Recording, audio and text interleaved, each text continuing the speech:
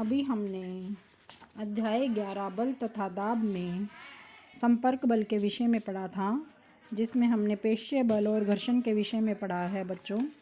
अब हम असंपर्क बल के विषय में पढ़ेंगे बच्चों। तो असंपर्क बल में सबसे पहले आता है बच्चों चुंबकीय बल। इसके लिए हम क्रियाकलाप करेंगे।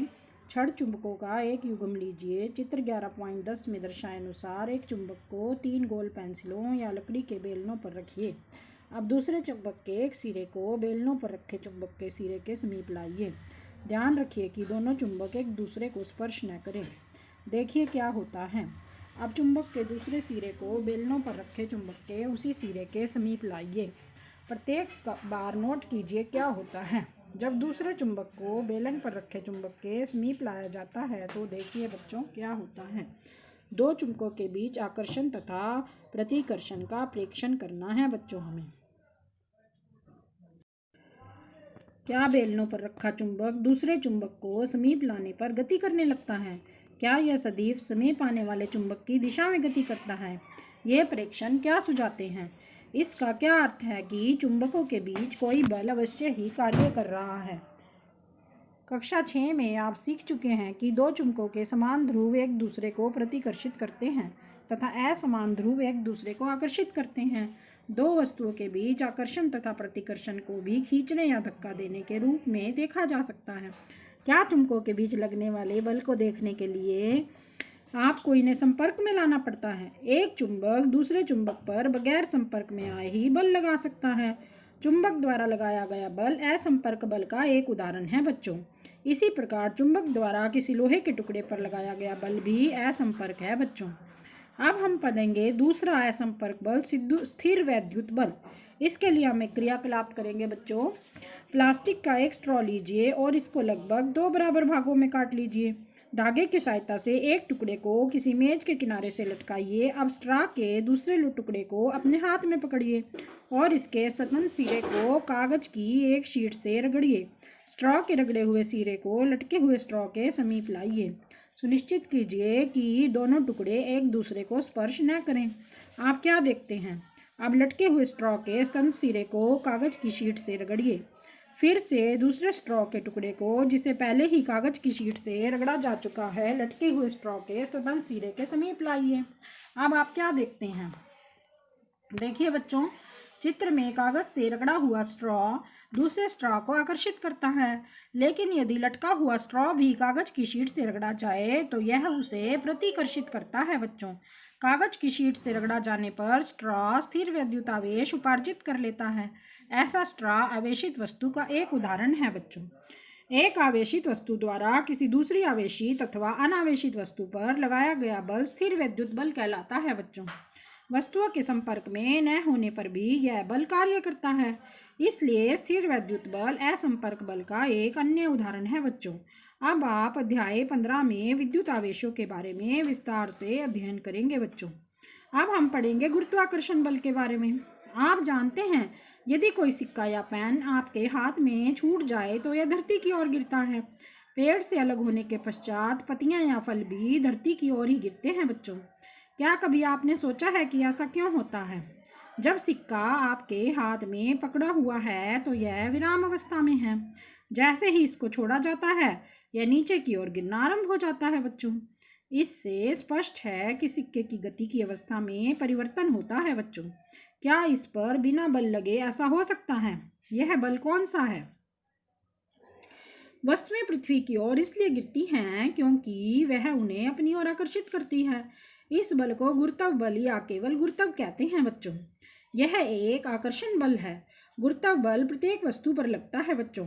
गुरुत्व बल हम सभी पर हर समय और बगैर हमारी जानकारी के लगता रहता है। जैसे ही हम कोई नल खोलते हैं पानी धरती की ओर बहने लगता है। गुरुत्व बल के कारण ही नदियों में पानी नीचे की ओर बहता है। गुरुत्व केवल पृथ्वी का ही गुण नहीं है। वास्तव में विश्व में सभी वस्तुएं, चाहे वे छोटी हों या बड़ी हों, एक दूसरे के ऊपर बल लगाती हैं। यह गुरुत्वाकर्षण बल कहलाता है बच्चों। अब हम दाब के विषय में पढ़ेंगे बच्चों। आपने कक्षा 7 में पढ़ा है कि तूफान या चक्रवात के समय प्रबल पवन घर की छतों को भी उड़ा ले जाती हैं।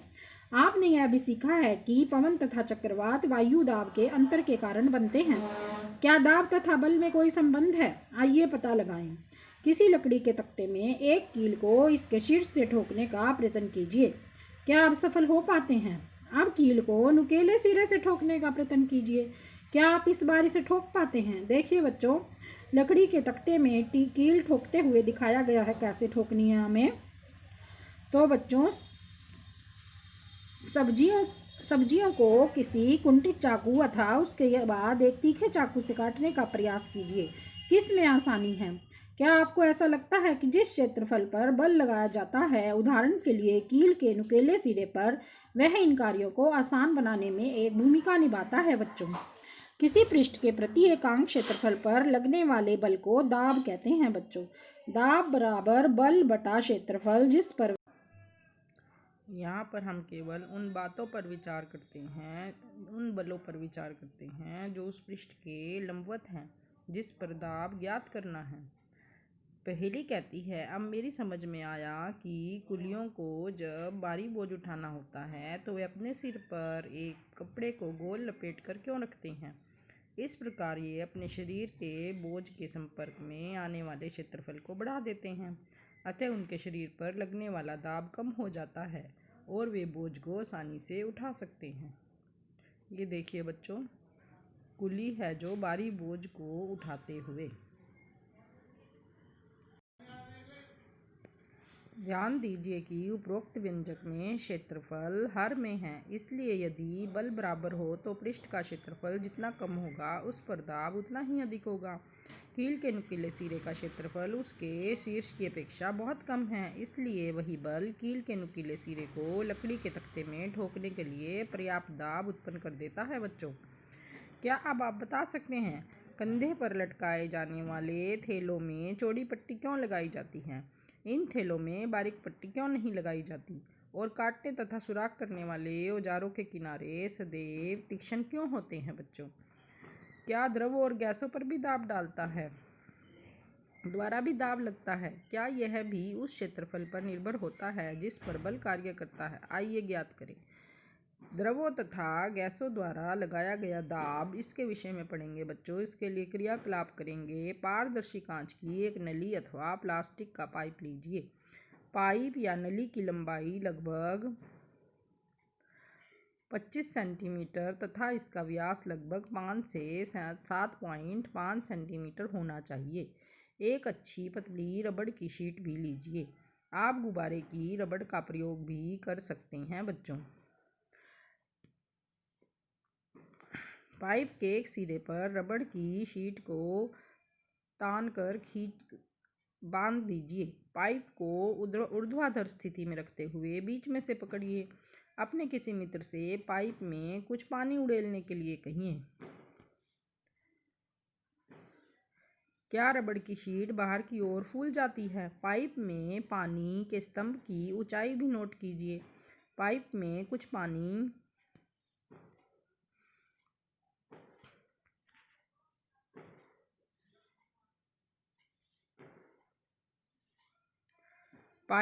कुछ पानी और उड़ेलिए। रबड़ शीट के फुलाव तथा पाइप में पानी के स्तंभ की ऊंचाई को पुनः नोट कीजिए। इस क्रिया को कुछ बार दोहराइए।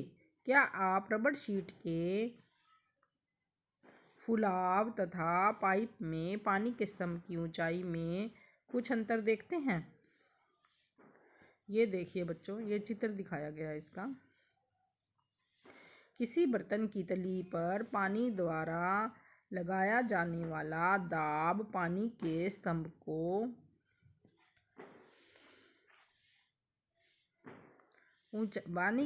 की ऊंचाई पर निर्भर करता है। बच्चों, ये देखिए बच्चों, ये जो दाब लग रहा है, जो पानी का स्तंभ है जिसमें ज़्यादा ऊंचा पानी जा रहा है उसमें दाब ज़्यादा लग रहा है, और जो गुब्बारा है वो फूल गया है। जिसमें पानी कम है उसमें नीचे लगा हुआ गुब्बारा नहीं फूलता है। क्रियाकलाप 11.9 करेंगे बच्चों।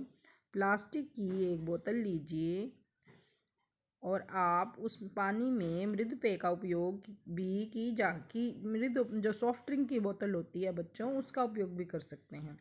चित्र 11.15 में दर्शाए अनुसार बोतल की पैंदे के पास कुछ सेंटीमीटर लंबी कांच की एक बेलनाकार नली लगाई। ऐसा करने के लिए कांच की नली के एक सिरे पे थोड़ा सा गर्म कीजिए, फिर जल्दी से बोतल के पैंदे के समीप घुसा दीजिए। सुनिश्चित कीजिए कि जोड़ के पास से पानी न रिसे। यदि पानी रिसता है तो इसको पिघले मोम से अच्छी तरह से बंद कीजिए। कांच की नली के मुंह को क्रियाकलाप 11.8 के अनुसार एक पतली रबड़ की शीट में बंद कीजिए। अब बोतल को पानी से आधा भरिए। आप क्या देखते हैं, इस बार कांच की नली के मुंह पर लगाई गई रबड़ की शीट क्यों फूल जाती है? बोतल में कुछ पानी और डालिए। क्या रबड़ की शीट के फुलाव में कुछ अंतर आता है? ध्यान दीजिए कि रबड़ की शीट को बर्तन के नीचे नहीं बल्कि पार्श्व में दीवार में लगाया गया है। क्या स्थिति में रबड़ शीट का फूलना यह दर्शाता है कि पानी जो है वो बोतल की दीवारों पर भी दाब डालता है? आइए इसकी और अधिक छानबीन करें। इसके लिए बच्चों क्रियाकलाप 11.10 करेंगे। प्लास्टिक की एक खाली बोतल अथवा एक बेलनाकार बर्तन लीजिए। आप खाली डिब्बा या प्लास्टिक की बोतल का उपयोग कर सकते हैं। बोतल के पैंदे के पास चारों दिशाओं में 4 सुराख कीजिए। ध्यान दीजिए कि सुराख पैंदे से समान ऊंचाई पर हों। आप बोतल को पानी से भरिए। आप क्या देखते हैं? क्या सुराखों से निकलता पानी बोतल से बराबर की दूरी पर गिरता है? यह क्या दर्शाता है? क्या अब आप कह सकते हैं द्रव बर्तन की दीवारों पर दाब डालते हैं बच्चों? ये देखिए बच्चों इसका चित्र।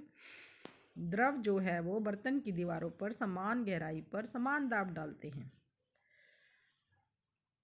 क्या गैसें भी दाब डालती हैं? क्या वे भी जिस बर्तन में रखी जाती हैं उसकी दीवारों पर दाब डालती हैं? आइए ज्ञात करें बच्चों। जब आप किसी गुब्बारे को फुलाते हैं तो उसके मुंह को क्यों बंद करना पड़ता है?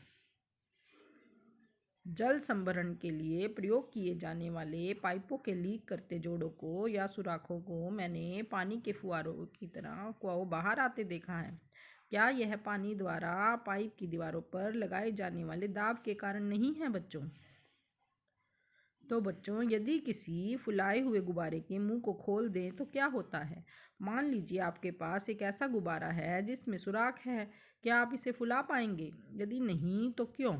क्या हम कह सकते हैं वायु प्रत्येक दिशा में दाब लगाती है बच्चों?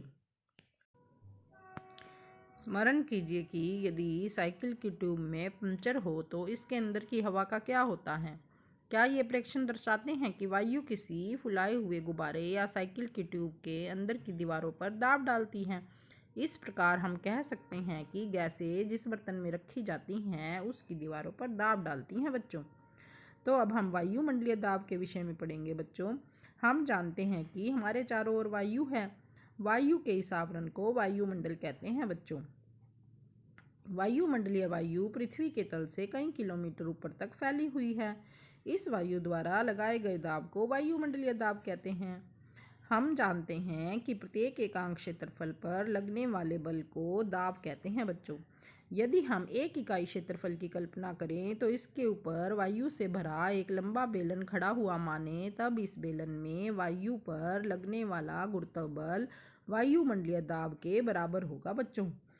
तो ऐसा चित्र 11.17 में दिखाया गया है। ये रहा बच्चों, इकाई क्षेत्रफल के वायु स्तंभ पर लगने वाला गुरुत्व बल वायुमंडलीय दाब के बराबर होता है बच्चों। लेकिन वायुमंडलीय दाब है कितना? आइए उसके परिमाण के बारे में विचार करें। क्रियाकलाप 11.11 एक अच्छी रबड़ का एक चूषक लीजिए। यह रबड़ के एक छोटे प्याले की भांति दिखाई देता है। इसको किसी समतल चिकने पृष्ठ पर जोर से दबाइए। क्या यह चिपक जाता है? इसको खींचकर पृष्ठ से उठाने का प्रयास कीजिए। क्या आप सफल हो पाते हैं? ये देखिए बच्चों, पृष्ठ पर दबाया हुआ रबड़ का चूषक। अब आप चूषक को दबाते हैं तो कप अथवा पृष्ठ के बीच की अधिकांश वायु बाहर निकल जाती है। चूषक पर वायुमंडलीय दबाव लगता है, इसलिए वह पृष्ठ के साथ चिपक जाता है। चूषक को पृष्ठ से खींचकर अलग करने के लिए लगाया गया बल इतना अधिक होना चाहिए कि वह वायुमंडलीय दाब पर पार पा सके। इस क्रियाकलाप से संभवतः आपको वायुमंडलीय दाब के परिमाण का अनुमान लग गया होगा। वास्तव में यदि चूषक तथा पृष्ठ के बीच में से समस्त वायु को निकाल दिया जाए तो किसी भी मनुष्य के लिए चूषक पृष्ठ के खींचकर अलग करना संभव नहीं होता। क्या इससे आप अनुमान लगा सकते हैं कि वायुमंडलीय दाब कितना अधिक होता है?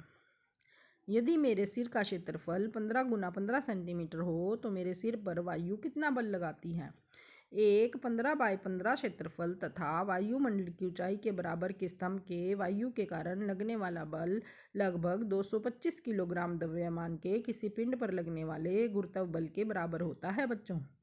इस गुरुत्व बल के नीचे हम दबकर पिचक क्यों नहीं जाते?